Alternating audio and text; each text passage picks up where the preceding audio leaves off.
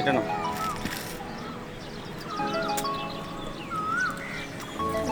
এই লো তিনটাই।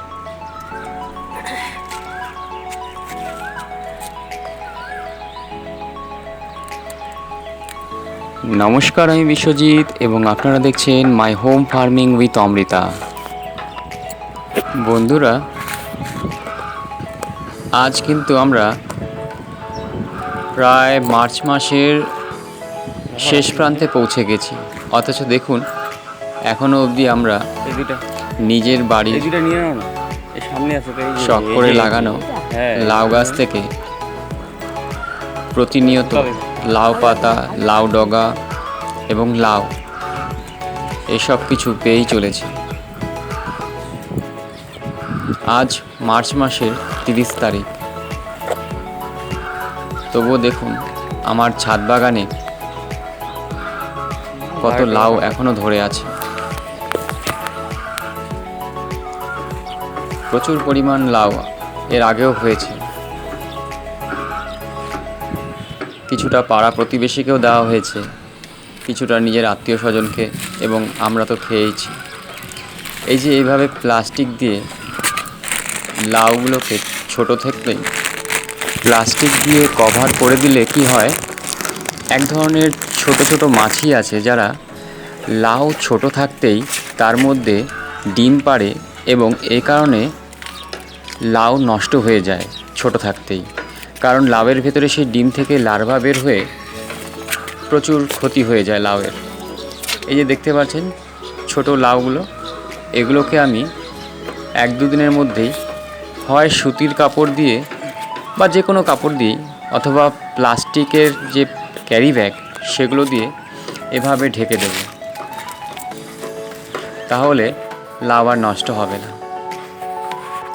তো মা তো সবজি তোলাতে ব্যস্ত, চলুন আমরা কিছুটা ডিমের কালেকশন করে নিই, দেশি মুরগির ডিম নিজের ফার্মের।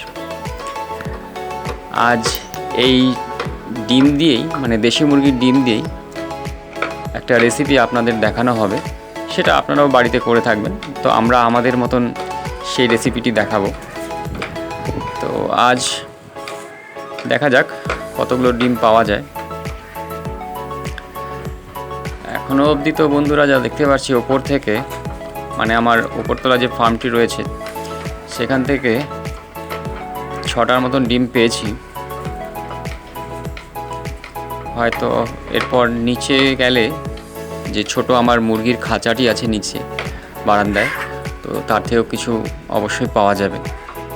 এখন অবধি সর্বোচ্চ আমি প্রতিদিন আমার 13-14টা রানিং ডিম পাড়া মুরগি থেকে 9টা ডিম পেয়েছি সর্বোচ্চ।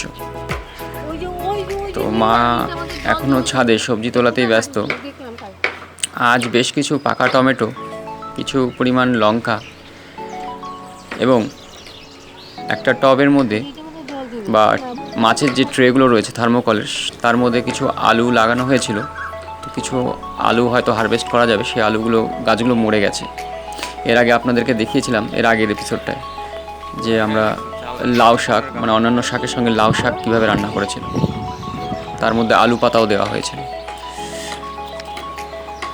তো আজ আর সেই শাক রান্না দেখানো হবে না, যদিও আজকে লাউ পাতা বা লাউ ডগা তোলা হয়েছিল প্রথমে যেটা দেখিয়েছিলাম। তো দেখুন কি সুন্দর টমেটো, প্রচুর টমেটো এখনও হয়ে আছে বন্ধুরা। আজ প্রচুর পরিমাণ কাঁচা টমেটো ও পাকা টমেটো দুটোই তোলা হবে। ছাদ বাগানের যে সবজি, এই সবজি বন্ধুরা খেতে যতটা না মজা, তার থেকেও বেশি মজা লাগে যখন আমরা হারভেস্ট করি বা তুলি। শখের বশেই লাগানো হয় ঠিকই, কিন্তু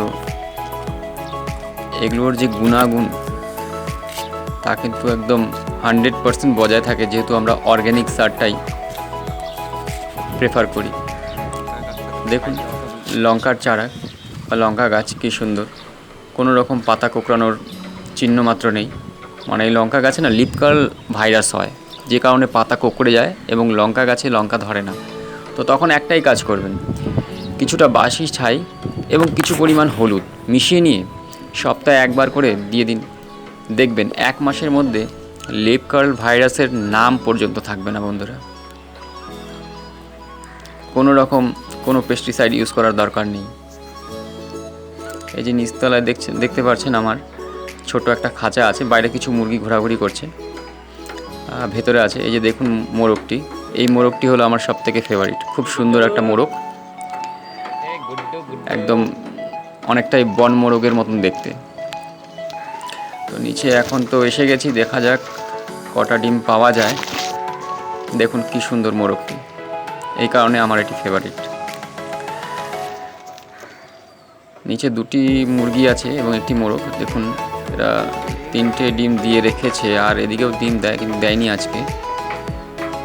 দেখুন বন্ধুরা কি সুন্দর কালার মোরগটির, আর এই যে তার দুটো মুরগি সুখে শান্তিতে এখানে বসবাস করছে। তো আমি আজ তাদের এই 3টে ডিম নিয়ে নিচ্ছি। তো টোটাল আমার 9টা ডিম হয়ে গেল দেশি মুরগির। তো ছাদ বাগান থেকে আমি দেশি মুরগির ডিম নিয়ে যে সমস্ত সবজিগুলো হারভেস্ট করেছি, যেরকম আলু, টমেটো, কাঁচা লঙ্কা, এটা দিয়ে এখন একটা রেসিপি করা হবে। তাহলে আজকে তো বুঝতেই পারছেন আমাদের বাড়িতে আজকে খাবারের মেনুতে থাকছে লাউয়ের ডগা দিয়ে একটা রেসিপি, আর সঙ্গে দেশি মুরগির কারি, ডিমের কারি। আর এটা কোন পাতা বলুন তো বন্ধুরা? একদম ঠিক চিনতে পেরেছেন, এটা হলো পুদিনা পাতা। একদম সবুজ ও ফ্রেশভাবে দেখুন আমার এই ছোট্ট একটা টবের মধ্যে হয়ে আছে। পুদিনা পাতার চাটনি আমাদের কিন্তু খুব উপকারী বন্ধুরা। তো দেখুন বন্ধুরা, প্রচুর পরিমাণ কাঁচা টমেটো, পাকা টমেটো হারভেস্ট করা হয়ে গেছে। আর মা তো এখনও ছাদ বাগান থেকে সবজি তোলাতে ব্যস্ত। এই যে বলেছিলাম না যে থার্মোকলের ট্রেতে আলুর গাছ লাগানো হয়েছিল, তো এখান থেকে বেশ কিছুটা আলু হারভেস্ট করা হচ্ছে। দেখে যা বুঝতে পারা গেল, মোটামুটি 500 গ্রামের ওপরেই এই একটা ট্রে থেকে আলু হারভেস্ট করা যেতে পারে। 500 গ্রামের ওপরেই হবে,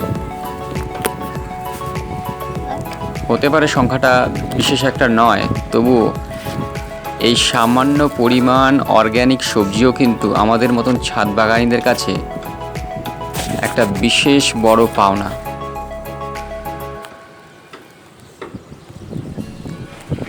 যেটা কিনা প্রায়শই আমাদের দাদু বা ঠাকুরদাদের কাছ থেকে বা ঠাকুমা দিদাদের কাছ থেকে শুনতে পারবেন যে তারা ছোটোবেলায় কেমন জৈবিক উপায়ে উৎপন্ন সবজি খেতেন।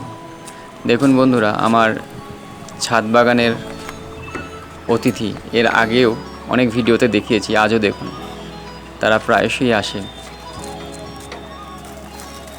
তো হারভেস্টিং তো হয়ে গেছে বন্ধুরা, দেখুন প্রচুর পরিমাণ কাঁচা পাকা টমেটো। তো এগুলো সব নিয়ে মা তো আগেই রওনা দিয়ে দিলেন। নিচেও কিছু পরিমাণ আলু আছে, সেটা অনেক খোঁজাখুঁজি করেও খুঁজে পাচ্ছেন না, কারণ বিশেষভাবে গর্ত করা এখানটায় যাবে না, কারণ এখানে কুমড়ো গাছের বীজ লাগানো হয়েছিল, তা থেকে চারা বেরিয়েছে। তো বেশি গর্ত করলে হয়তো তার ক্ষতি হতে পারে। তো এখান থেকে বিশেষ একটা আলু পাওয়া যায়নি, 2-3টে আলু পাওয়া গেছে, লাল আলু। তো মা বলছিলেন যে এখানটা কিছুদিন আগে বড় আলু দেখেছিলেন, তো সেটা পাথর দিয়ে চাপা দিয়ে রেখেছিলেন, কিন্তু আজ খুঁজে পাচ্ছেন না। তা আমি আর বললাম যে খোঁজার দরকার নেই, কারণ এতে আমাদের মিষ্টি কুমড়োর গাছের ক্ষতি হয়ে যাবে। তো 3-4টে আলু না হয় মাটির নিচে থাক, সেটা যা হবে দেখা যাবে, কিন্তু মিষ্টি কুমড়োর গাছটা যত্নে থাক, কারণ আগামীতে এই মিষ্টি কুমড়োর ডগা, পাতা, ফুল ও মিষ্টি কুমড়ো হলে সেটাও খাওয়া যাবে। তো আজকের মতন তো হারভেস্টিং প্রায় হয়ে গেল সব কিছুই। তো এবার রান্নার পালা বন্ধুরা।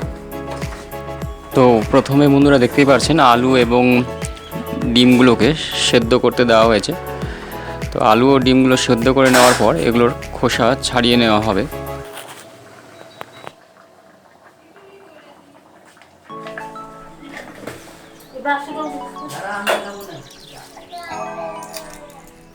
তো মা এখন ডিম এবং আলুর খোসা ছাড়াতে ব্যস্ত।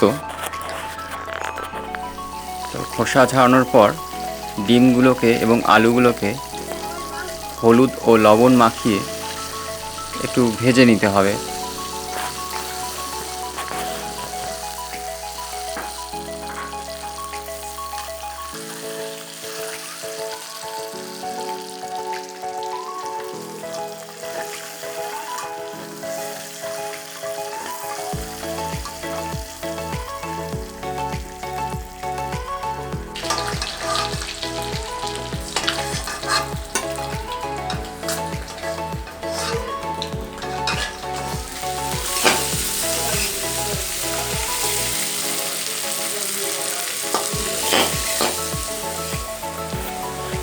এভাবে আমাদের আলু এবং ডিমগুলোকে ভেজে নেওয়া হয়ে গেছে বন্ধুরা। এবার কড়াইয়ের তেলটা গরম হয়ে আসলে সামান্য পরিমাণ সাদা জিরে, তেজপাতা এবং বেটে রাখা পেঁয়াজ, রসুন, আদা এবং কাঁচা লঙ্কা পেস্ট দিয়ে ভালো করে নেড়ে নিতে হবে। তো মশলাটা কিছুটা কষে আসার পর কিছু পরিমাণ লবণ এবং কিছুটা হলুদ দিয়ে ভালো করে আরেকটু কষাতে হবে বন্ধুরা। কষানো হয়ে গেলে সামান্য পরিমাণ জল এতে অ্যাড করতে হবে। এ সময় কিছুটা নেড়ে নিতে হবে। এরপর ভেজে রাখা আলুগুলোকে প্রথমে এই কষানো মশলার মধ্যে দিয়ে ভালো করে নেড়ে নিতে হবে বন্ধুরা।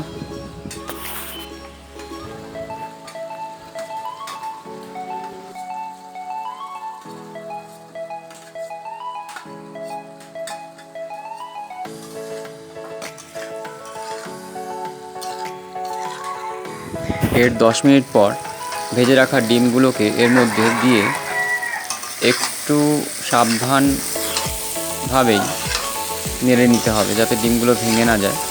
তো ডিমগুলোর গায়েও মশলাটা লেগে গেলে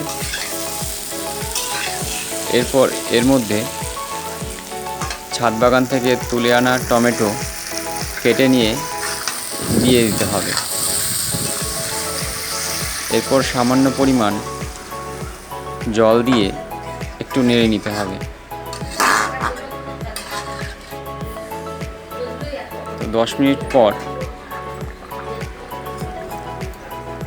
কিছুটা গরম মশলা দিয়ে কিছুক্ষণ রেখে দেওয়ার পর আমাদের ডিমের কারি অর্থাৎ দেশি মুরগির ডিমের কারি প্রস্তুত বন্ধুরা। খুব সুন্দর একটা সুগন্ধ বেরোচ্ছে বন্ধুরা। আশা করছি ভীষণ টেস্টি হবে। আশা করছি আজকের এই এপিসোডটিও আপনাদের খুব ভালো লেগেছে বন্ধুরা। আজ এখানেই শেষ করছি বন্ধুরা। নমস্কার।